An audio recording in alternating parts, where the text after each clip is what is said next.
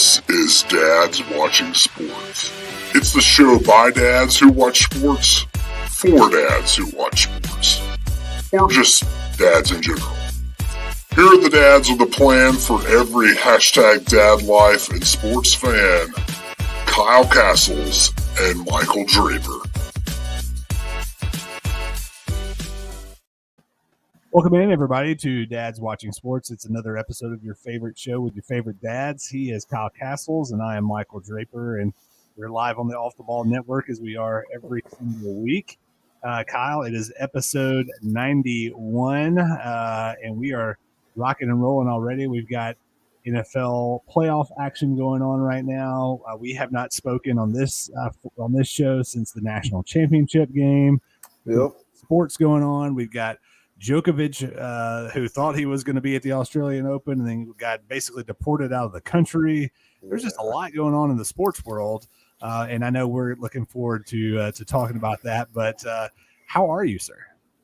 I'm good. I'm good. We kind of had a little bit of snow, and so we spent some time outside in the snow today. And little snow, like I feel like over the past 3 or 4 shows that we've done, we've talked about snow now 3 times. And for those of us that live in the South, in Nashville, Tennessee, this is like uncharted territory for us. You know, people don't know how to drive. They don't know how to really salt the roads beforehand. People go and buy every ounce of milk, bread, all the essentials, you know, and everything before it snows. The grocery stores are at like bare minimum now. There's no salt anywhere. There's no snow shovels. There's no snow, anything to do with snow is completely like sold out at every store. Everybody just freaks out down here. Oh, absolutely. And you can't find anything good to sled with. Yeah. And that's all my kids care about. At least the boys care about is they want to sled. They don't care about building snowmen. They want to throw snowballs at each other and they want to sled. Yep. And so we end up having to buy pool floats to sled up and down the hill with. Yep. Yeah, it's definitely uncharted territory. You and I both grew up in Mississippi. Didn't get a whole lot of snow there. Got a lot of ice, but not much snow. And then here we are in Nashville, and you know, it's pretty wild. We were talking before the show, Kyle. Just to peel the curtain back a little bit. You just woke up from a nap not too long ago. Oh, that is true. I talked about needing a nap earlier because our son was up multiple times in the night, and you know, you and I were talking about just how tired we were, and you had a pretty good segue here. Yeah. We're not just tired; we are dad tired. We are and dad that tired. Should bring in our guest for the night. Is that right? We should. So I'm really excited about our guest, Jerrad Lopes. Jerrad is he's a pastor, he's a founder of dadtired.com. So you mentioned Dad Tired, which is a nonprofit ministry focused nonprofit equipping men to lead their families well. Something we talk about a lot on this show is how can we lead our families. And Jerrad has got all the secrets and has even literally written a couple books about it. He hosts the weekly Dad Tired podcast, which is listened to by hundreds of thousands of men around the world, which Kyle, I think is just about 5 or 10 less than people that listen to our show. But he's also authored several books I mentioned earlier, Dad Tired and Loving It and Stop Behaving.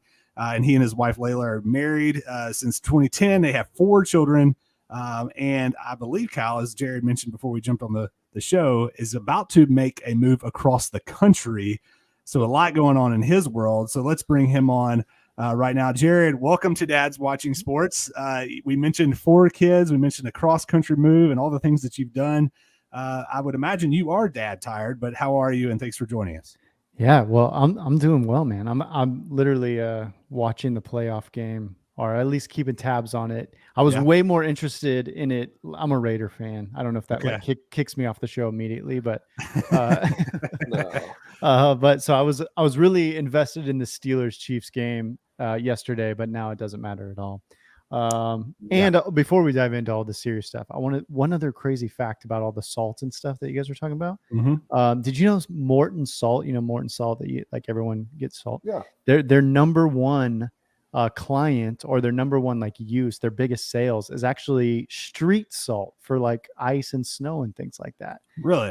Yeah, I didn't know that, but we have a client that works for them, and anyway, I thought that was pretty fascinating. It's not like house salt is like that's like their little stuff, but they sell salt to the cities. I guess if you think about, especially like up north and places where they use a lot of it, I mean, that's a lot of salt to keep those roads in shape for a long period of time. So that seems to that checks seems out. to make sense. It checks out. No doubt about it. Well, Jerrad, again, thanks for joining us on the show. We're looking forward to a conversation just about dad life, and you mentioned sports. We'll get in a little bit of that as well. But first, before we get into all that, just tell us a little bit about your family. And as I mentioned, I know you've got 4 children, but just to tell us a little bit about your family, about your kids, and just that dynamic of your life. Yeah, I mean, you covered a lot of it. We live out here in Oregon, Portland, Oregon, and we're getting ready to move across the country, which is insane, trying to do that as a family of 6.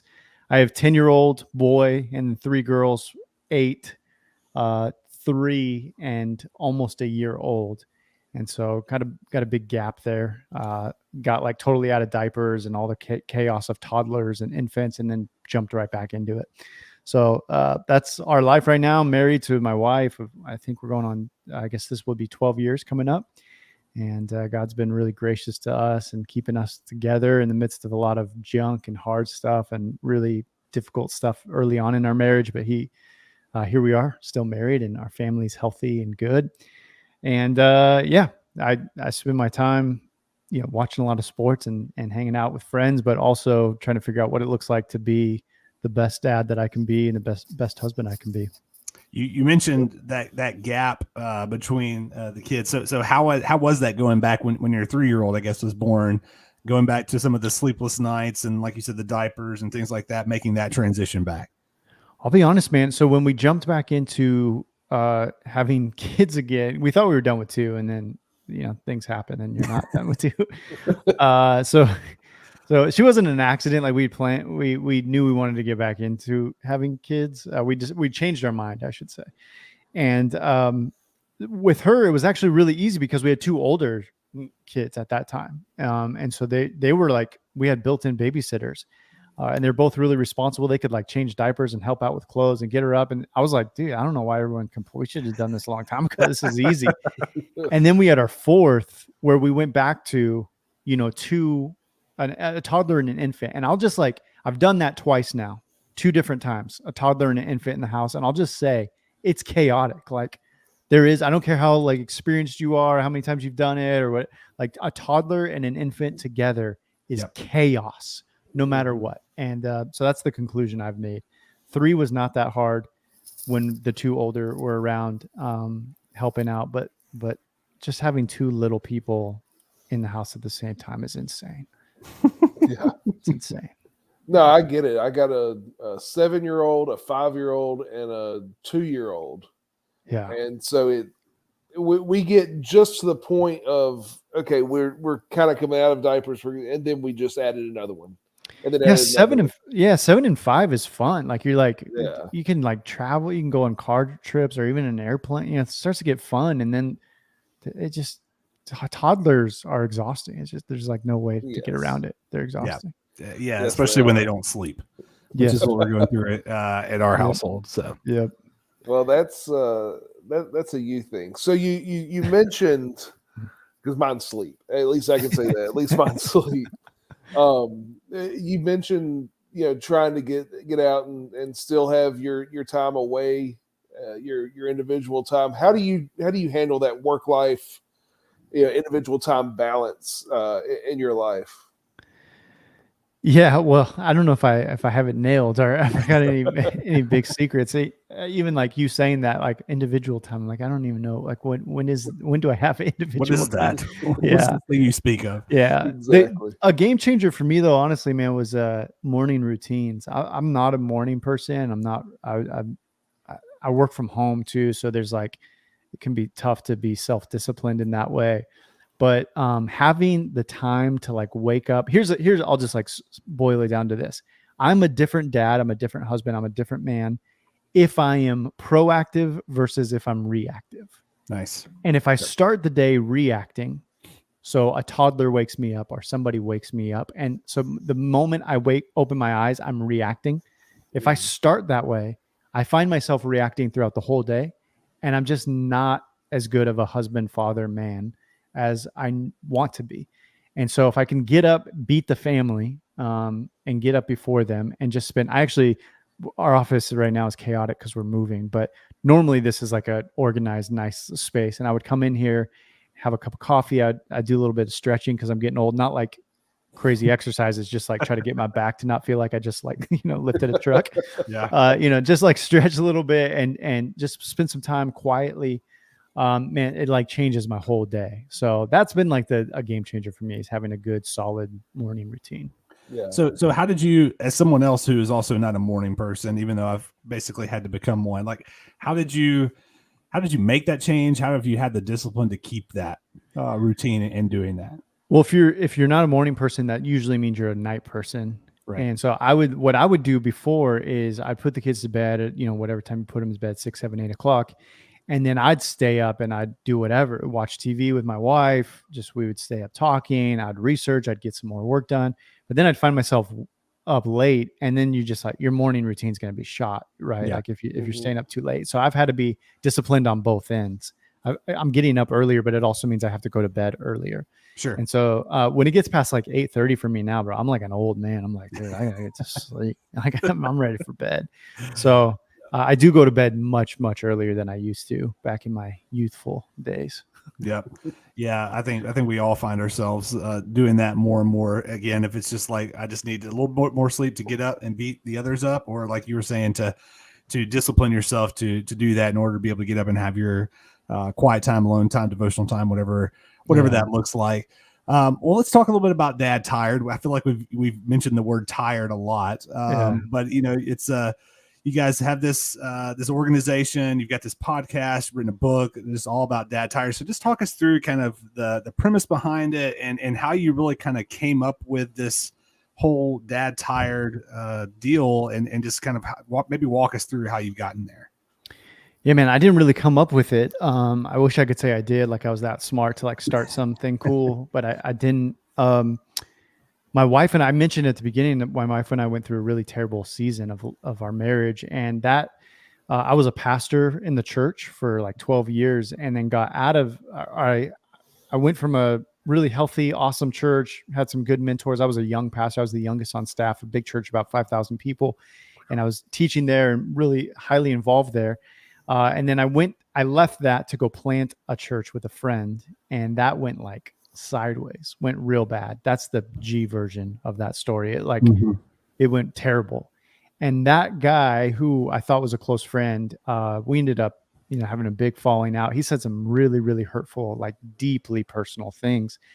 And it kind of spun me out of control. Like I came home from a meeting, and my wife's like, "Hey, how'd it go?" I'm like, I think I'm done. Like, I think I got fired. And she's like, "What?" She laughed. And I'm like, "I'm serious." And that day started a series of like terrible season of life. Like our marriage started to fall apart. I started to fail as a husband and a dad.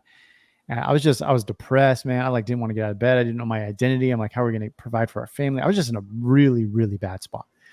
And we were fighting all the time. I had mentally made the decision we're going to get divorced, which is this decision every dude in my family has ever made. There's no men around in my family. And so I had made that decision like, oh, I guess this is just my story too. And we were in the middle of a fight, which was really normal for us at that time. We're in the middle of a fight. I say something to hurt my wife, like out of immaturity. I'm just like, all right, we're fighting. Here it is. So I say something to hurt her.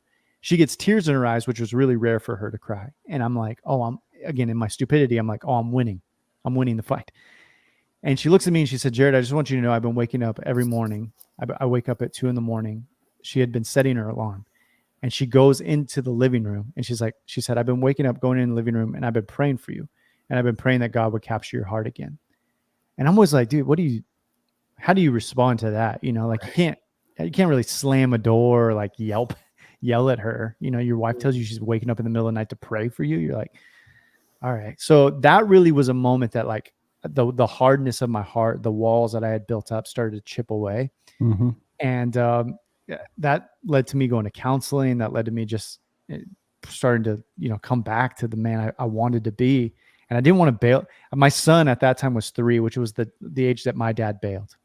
And so I was going through this like real, like, I'm looking at my son Sure. And knowing all the pain that I felt as a man, still to this day, because of my dad bailing, right?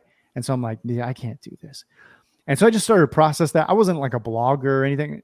Classic millennial. I'm at the very high end of a millennial age. You know, I'm 30, almost 35 now. But classic millennial. I started to like process what I was feeling online, really just like on Facebook and like writing blogs and stuff. Nobody was reading it, but I wrote this blog that basically said, I feel like I suck as a husband and dad, but I don't want to. I want to stick around for my kids. I want to figure this out. And then guys were just like resonated with it. And all these guys started coming out of the woodwork and like, dude, I feel the same way. I don't feel like I'm the man that I want to be. I feel like I'm falling short too. And that was the start of Dad Tired. We just started to talk. All these guys started to talk together in a Facebook group, and they were like, hey, you should start a podcast. I knew nothing about podcasting. Threw on my Apple headphones and talked into my phone. Here we are these years later. I always say God tricked me back into ministry. Like I never wanted to be part of a church again. Never want to do any of that again. And now it's a full-time job, and God's been really good to us. Absolutely. Well, that's some powerful stuff. And I can't speak for Mike, but I can speak for myself and just say that, you know, I've been in a similar situation, and sometimes it gets hard to continue to fight, to continue to work towards, you know, your family when the easier thing is to leave. So I get it. I get it. But I think we all want, you know, I think internally, and we may not think of this like every day, but we all want to say like, what are the things that I can do to be a better husband? What are the things that I can do to be a better father? And so and we all are to the point where, you know, we've all hit a wall in both of those areas at some point in time. There's not a person out there that's married or that has kids that hasn't. And so, you know, I can 100% along with Kyle understand why people gravitated towards that message or that theme of like, we're in this as well, and how that resonated so much. So I know that you have you have a story there with your dad leaving when you were 3, which probably helps answer this question. But why? What is the importance of the role of a father in the family? Yeah, well, I mean, I tackle that question. I spend my whole life now, you know, tackling that question, but I come at it from the angle from a faith perspective. I believe in Jesus. I think that God created humans and set up humanity to flourish in the best way possible.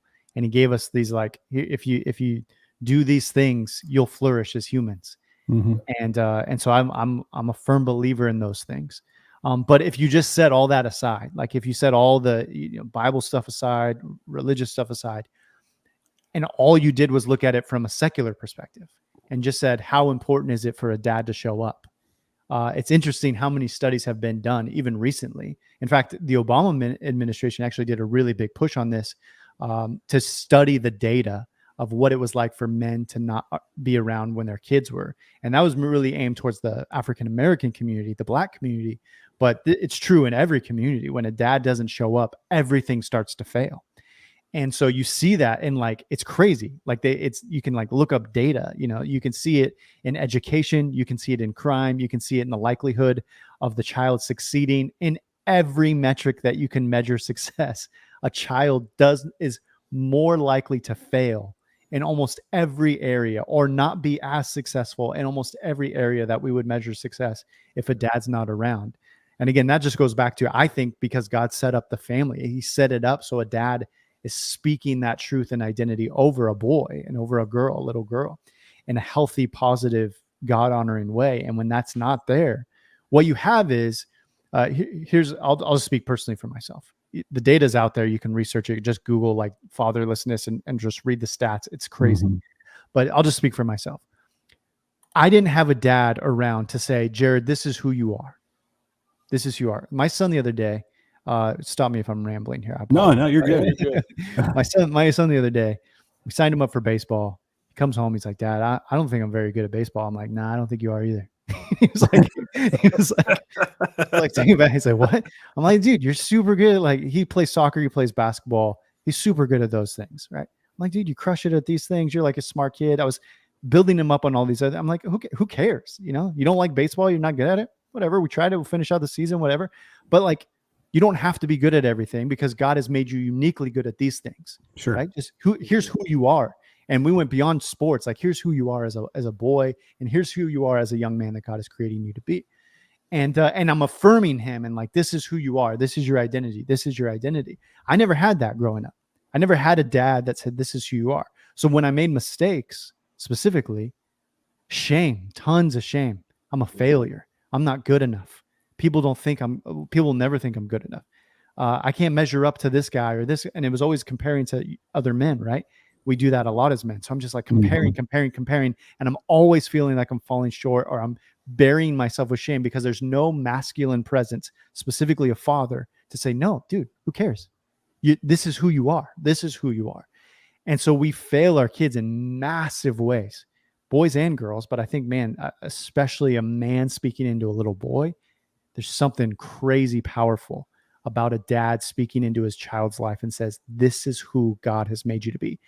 What you find is when that happens, a 35-year-old not searching around trying to find identity, right? Which we see a ton of men specifically and women, but I can't speak for women, but we see people doing in their 20s, 30s, 40s.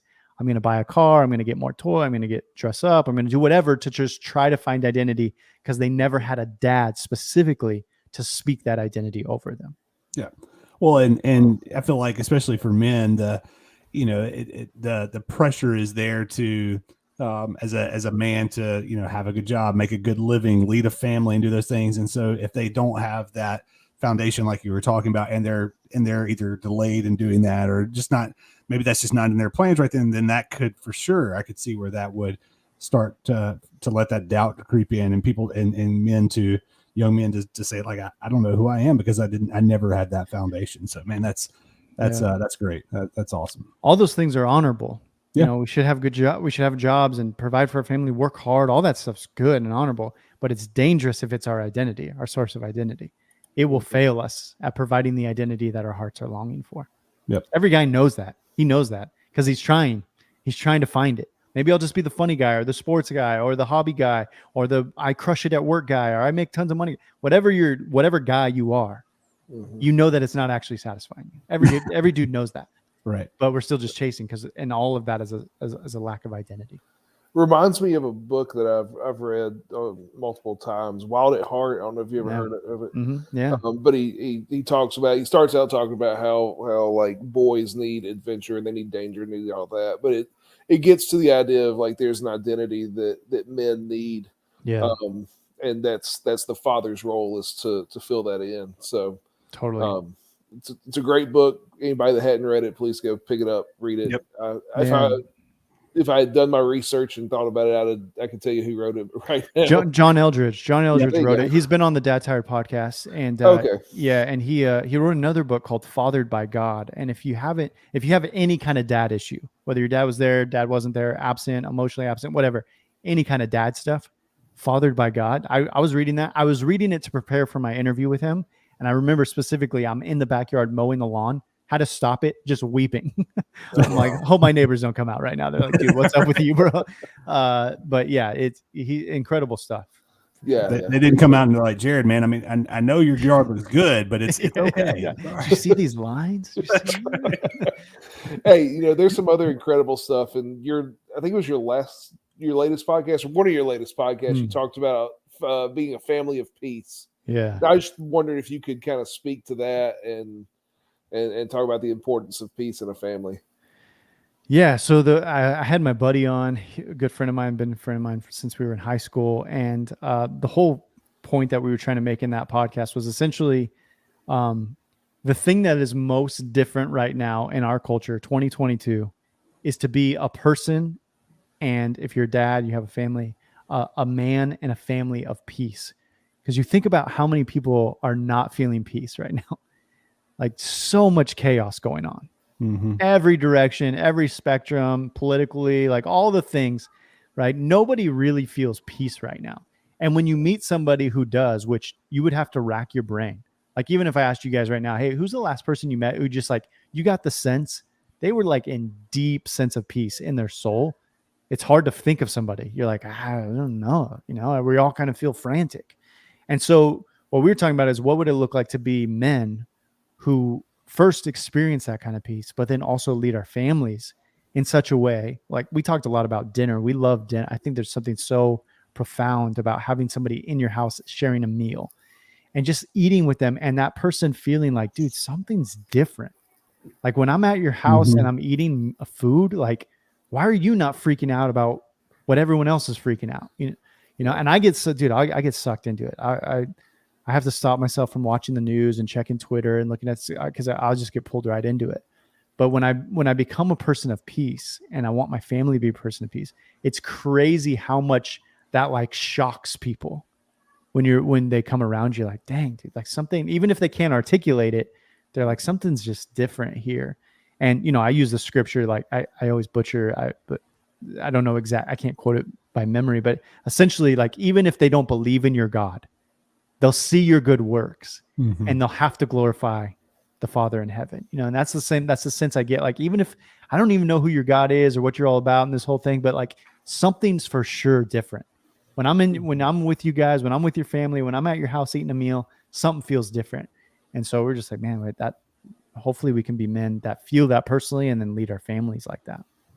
Yeah, that really stood out to me in that episode about just what you just said about when people see you in any circumstance and they can tell immediately that just something's different, whether it's your personality or your demeanor, or like you said, just having that kind of inner peace, or even if you're at somebody's dinner and they're not paranoid about the latest election or, whatever it is. Yeah. That stood out to me because, again, I think that's what we're called to do. And so if you're able to let that show, I think that's a great thing. So that was really impactful to hear. Well, I know we've talked a lot about, things that the dads are facing, but if you had to think of some of the other biggest challenges that men today or dads today are facing that you've seen and run across, or that you've talked to people on your podcast about, what are some of those additional biggest challenges that we have as men and dads today? Yeah. So we talked a lot about shame earlier, and I think that's a huge one. I think a lot of dudes deal with shame, and that it's crazy powerful. And you see it even in our young boys, you watch it in your sons, like how quickly I think the enemy uses shame to try to paralyze men. I think that's a huge one. We talked a little bit about that. I would say the other thing, Castle's actually, you mentioned this, but in the Wild at Heart, but finding that adventure. I think there are a lot of really bored men, and bored men are super dangerous men. Because they look for adventure oftentimes in dumb or insignificant places, sometimes really harmful places. Silly ones, dude. I'm a huge sports guy. I'm literally wearing a UFC, not on purpose, but like I have some friends who are in the UFC. I'm a big UFC guy. I'm a big football guy. I'm watching all the football playoff games. Love basketball. Like I love sports, right? And obviously you guys too. But we can get in at the core of our heart, in our heart for our desire for sports. It's adventure. Like it's a battle being won on a micro scale, right? Like you're rooting for your team. There's a small battle happening and you're cheering on, and and you go crazy. You tailgate and you paint your face and you wear the jerseys and like you get into it. But really at the heart of it is there's an adventure happening. And so anyway, all that to say, I think our hearts long for a bigger adventure. Our hearts want to be scared for something. And so we move in at the sports is like a kind of harmless one, but it can cause spend a lot of time doing it. It doesn't really help or hurt anything. It can hurt, I guess, marriages if you get too into it or whatever. But my wife's like, my wife's like, dude, you watched a lot of TV yesterday. So that, but it's not really that, but there are some like dangerous adventures that men are going to, and I don't even have to name them. And I bet you a lot of dudes who are listening can like think of them. Yeah. So I'll just leave it at that, because you're looking for adventure in places you shouldn't be looking for adventure. But I think all of our hearts want more. They want more than sports. They want more than the dangerous stuff that we shouldn't be into. And for us, it was like, at one point we were foster parents, and that's a crazy adventure, man. That's like to like pour your life out into a child that potentially is going to go home, which for us happened. And it was a great scenario, but dude, ripped my heart out for a long time. Adoption. seeing yourself as a blessing to your community, like opening up your house and saying, how am I going to make every neighbor on my street feel like they are so glad that we moved into the neighborhood? Yep. Like those kinds of big, outside of yourself, outside of your family. And there's some guys listening to this right now or watching this, you need to like move, or you need to quit your job, or you need to adopt a child or foster a child, or just open up your home and have your neighbors in. You need to confess something that you've been holding in, like something that scares you. If you're not scared, I'll just sum it up by this. If you're not scared about something, and I would say for the glory of God, something good, something that scares you for good, then you're probably missing out on a massive adventure that God has for you. Yeah. Mike, you got anything to follow that up? No, I mean, other than just, I completely agree, and I'm now convicted and motivated. Other than that, no. Well, it was just weird because my next question has to do with like sports and actually getting into that, and I didn't know how to. No, let's tackle it, man. We don't. You're like, oh, geez, darn it. We can hit sports. It's okay. No, sports isn't bad. Yeah, I'm a huge sports guy.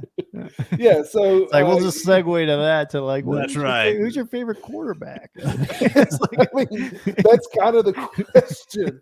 And it was like, I don't really want to ask this question. We live in the awkward transitions on this show. That's right, man. At one point in time, we had a follow up from Kyle's vasectomy on this show. So we live in as much of the awkward conversations. Here's the thing that's beautiful about men that sometimes our wives hate, but it is a gift. We can compartmentalize like no one else. Like we can just put on this hat, take it off, and put on another hat, like nothing ever happened. So hit me, man. Hit me with the sports question. I'll compartmentalize that.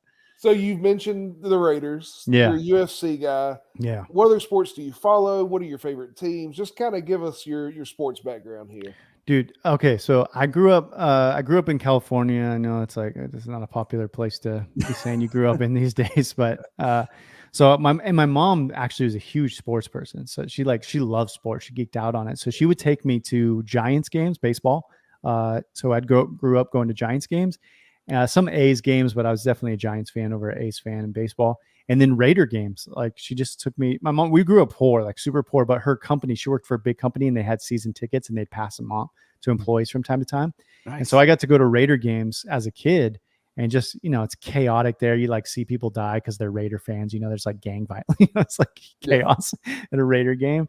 But yeah, that was a little bit of an exaggeration, but not much. Like the Raider games are insane. But I just became a fan, and so I did a lot of football. I would have said football was like my number one sport growing up. But then I don't know what stuck. I got super into UFC, and some people are like, how can you be a Christian and be into UFC? I personally think, here's my opinion. I think that mixed martial arts has the best sportsmanship out of every sport there is. You watch two dudes punch each other in the face and like try to knock each other out, and then for 5 minutes afterwards hug each other. Bro, you're the best. You're the man. Let's hang out afterwards. Like, there was a recent fight with Dustin Poirier, and he fought Oliveira, and it was a championship fight. I mean, the guys are beating up. They're literally seconds after that, he's like, hey, I'm making a big donation to your charity. Like, where do you want me to send it? Let's feed some kids. Like, it was just, I personally think that it's some of the best sportsmanship you can get. And there's nothing more, like every other sport, in my opinion, is trying to prove who's the toughest.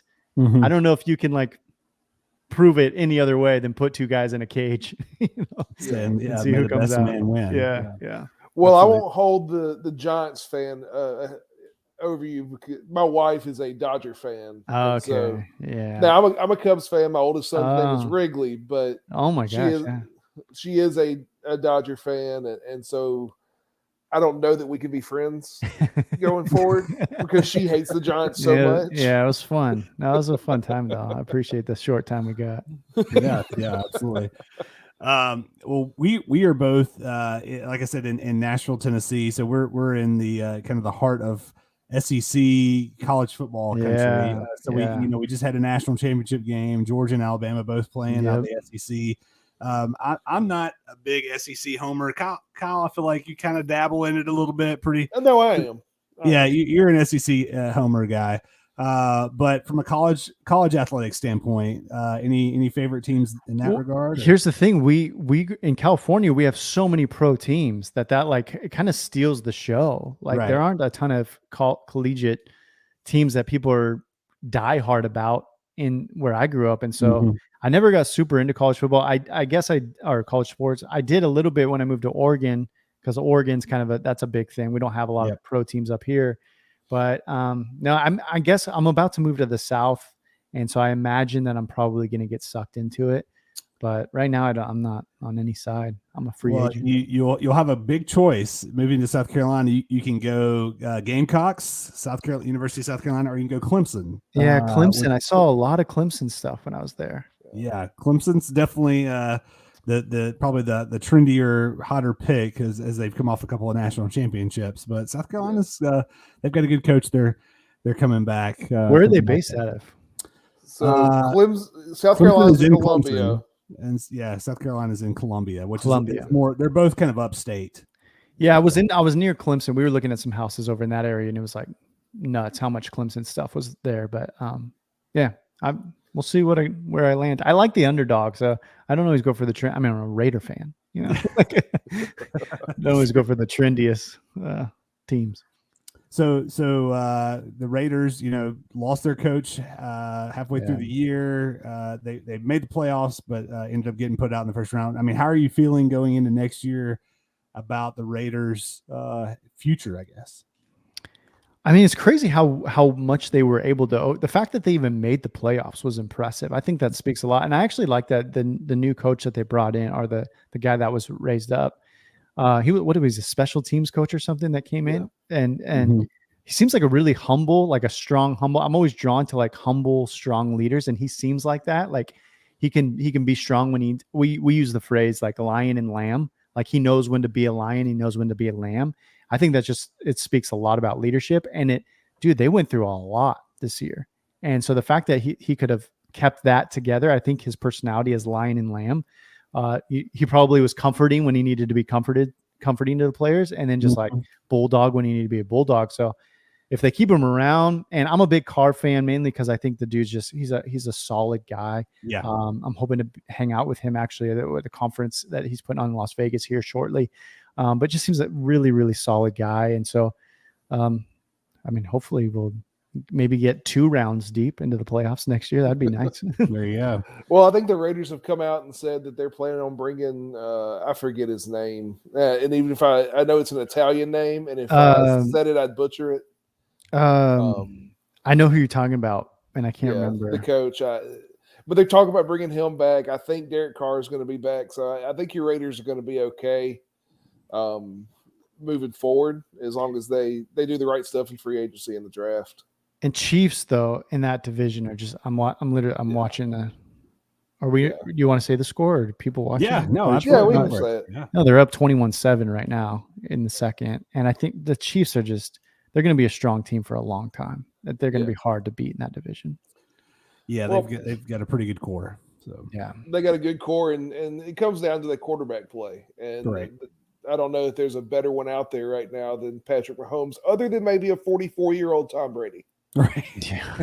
Yeah. Shock of all shocks. Yeah. But, he's on a machine. Level as well. Yeah, he's a machine. Yeah, that he is. Why? Other than the move cross country, one last thing, we'll let you get out here. Other than the move across country, what's on your schedule? What do you have coming up next? What's the latest with Dad Tired? Yeah, I'm speaking a ton, so I normally take the kind of holidays, winter off, November, December, and then January, February hits, and my speaking schedule gets nuts again. So I'll be on the road. I'm on the road 3 times, I think, in the next 4 weeks, speaking all over the country. In the middle of that, trying to move my family across the country. So all that, some books, working on books. Just submitted a new book, in the process of writing another one, and book speaking and conferences and all kinds of fun stuff. Nice. Absolutely. Yeah, well, we appreciate you joining us during your busy schedule and making some time for the Dad's Watching Sports podcast. So thanks a lot. We appreciate it. Super fun. Thanks for having me, you guys. Absolutely. The website is dadtired.com. Again, the podcast is Dad Tired. He's Jerrad Lopes. Jerrad, thanks for coming on and joining us. Best of luck in your move and best of continued success moving forward. I appreciate it. Thank you. Absolutely. That was Jerrad Lopes. Again, dadtired.com. And the podcast is Dad Tired. Kyle, just some really cool stuff to listen to. And, some of the topics that we went through with him are just topics that we've talked a lot about on this podcast about, being a leader in your home and just the things that we deal with as men and as dads and to hear him kind of reiterate all that stuff and to kind of confirm all the things that I feel like we've talked about over the past, what is now 91 episodes of this podcast. Really, really cool to hear. Yeah. And very convicting. I mean, I'm listening to things he's saying and just going like, man, there's so many things I can do to be better and things that we need to do. And I'm sure I'm not the only one that listened to all that and felt the same way. Yep. Oh, absolutely. Well, without a doubt. I think it's hard to, to sit back and especially as a dad and listen to some of that and think like, oh no, I'm rocking it. I'm killing it. There's nothing that I can continue to improve on because we can all continue to do that. Well, before we get out of here, let's talk a little bit of sports between you and I. We talked about the NFL playoffs and we'll get into some of that right now, and we'll finish up maybe with the college football championship game. But in the playoffs, the Bengals for the first time since 91 got a playoff win. Joe Burrow, Jamar Chase, that whole crew looking good, man. The Bengals got a playoff win and they have moved on to the second round. Are you buying the Bengals as a Super Bowl contender? I told you, I guess it was last week, that the Bengals were my pick. Yeah. For this playoff. And am I buying them? I'll be honest, I don't know that I'm buying them. They got to go through this Chiefs team. They got to go through the Titans, and I don't know that they have the ability to do that. But am I pulling for them? Absolutely. Of course. They're what fun. About you? They are. They're a fun team to watch. They are. And I mean, I know he got injured last year, but who's had a better couple of years than Joe Burrow, man? I mean, the guy just on the 3 years. I mean, dude went out and threw 60 touchdown passes at LSU, first round pick and then first pick overall, went to the Bengals, showed out till he got hurt. And then this year he's won a playoff game in Cincinnati, first time since 91. Did you think when they got him that they would have this quick of success? I thought they had a shot at it. He is, to me, a program changer. Yeah. Right? Let's be really honest. He's what the Browns thought Baker Mayfield would be. Exactly. And he's what the Browns have thought a lot of quarterbacks were going to be, and none of them have been that. Right. I think that I knew that. Coach Orgeron, love him as I do, is not a national championship coach. Right. He had the right guy at quarterback with the right guy calling offensive plays in Joe Brady, and it made him unstoppable because Orgeron knows defense. That I can't argue with. I don't know that he knows offense, but he knows defense.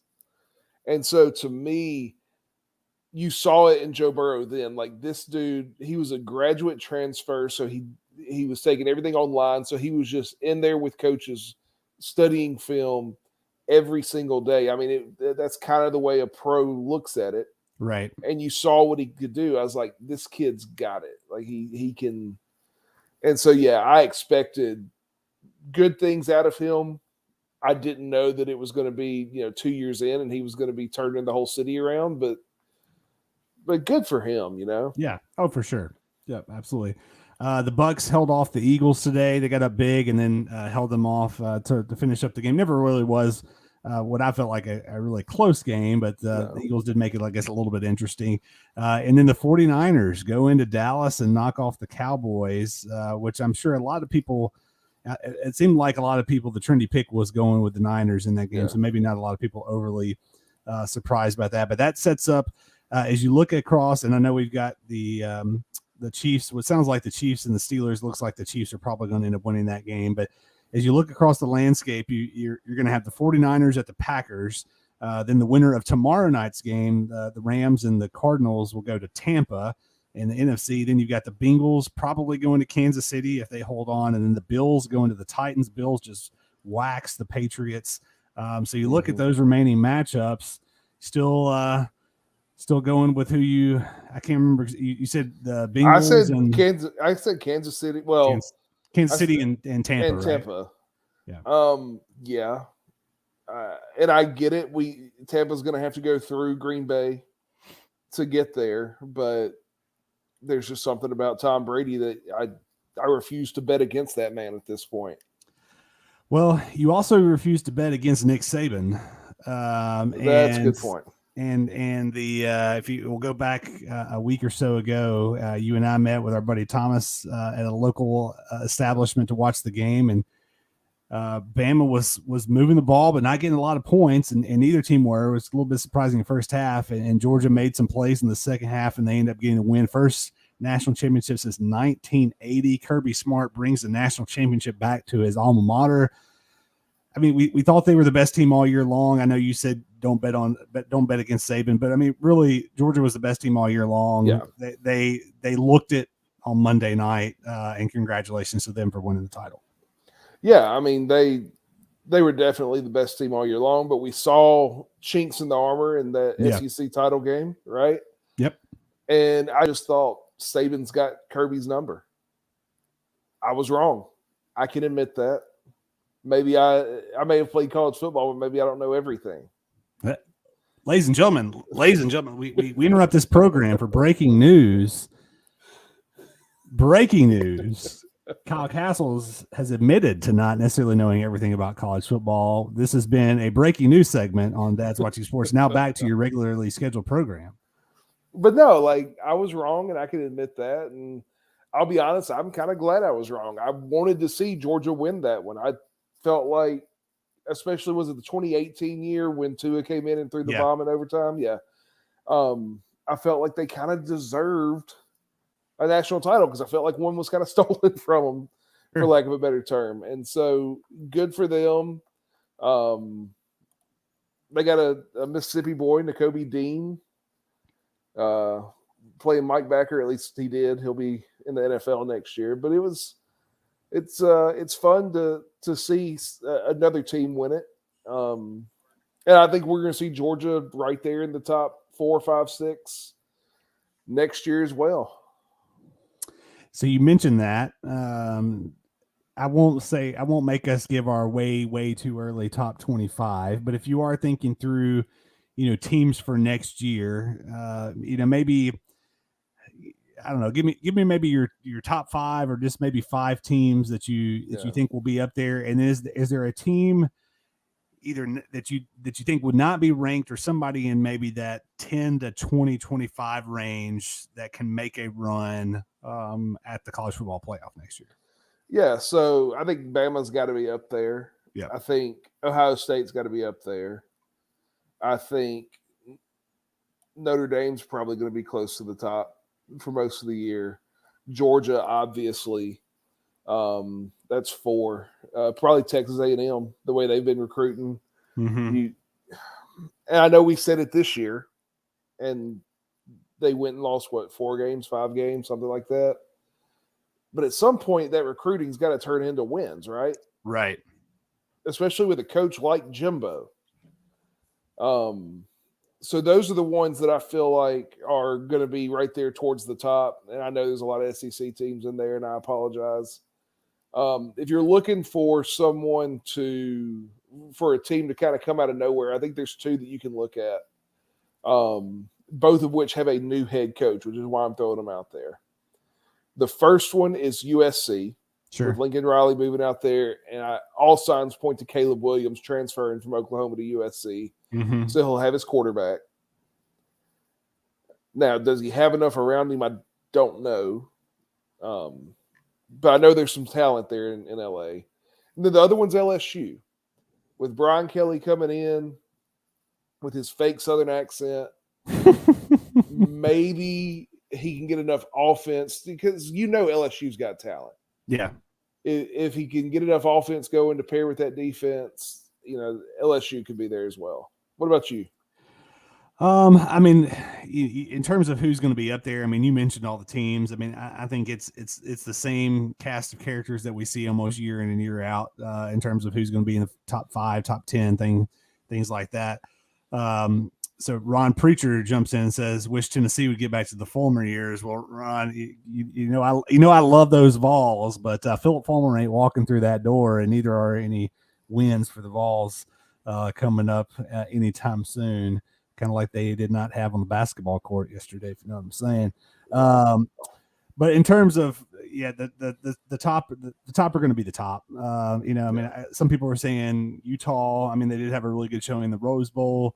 I don't know if I'm ready to put them up there.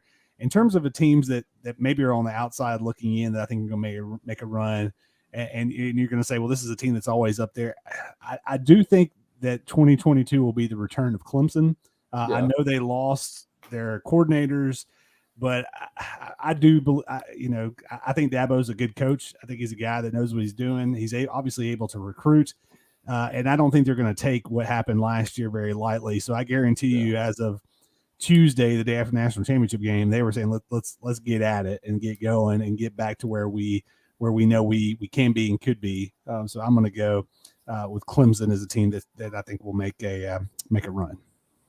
Yeah, I don't think Clemson's a bad choice. And the ACC stinks, so that's true. Yeah, they'll have not a whole lot of competition in regards to their conference. I do think Texas could end up, especially with Quinn Ewers transferring down there. I think Texas could end up being, and I didn't mention them, but I like Steve Sarkisian, especially now that I think he's sober. Sure. At least for now, he's sober. Yep. At least he's not doing stupid things when he's drunk. So but I do like him as a coach, and I think they got some pieces in place.